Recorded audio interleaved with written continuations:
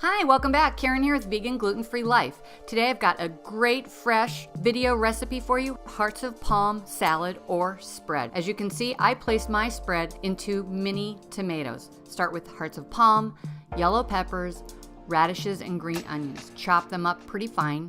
Okay, now on to the ingredients that we should always have around the house all the time. We have pepper, salt, fresh lemon. I love to have fresh lemon around, sriracha, and vegan mayonnaise. Add everything into a medium-sized bowl.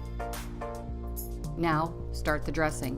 Your vegan mayonnaise, sriracha, add as much as you want, hot and spicy as you'd like. Your fresh lemon, salt, pepper. If you want to add some fresh herbs now, this would be a great time. Basil, thyme, dill, any fresh herbs you can find.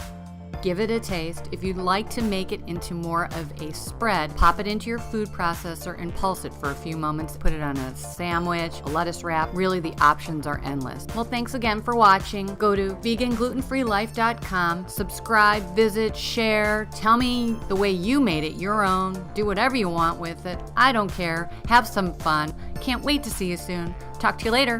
Bye.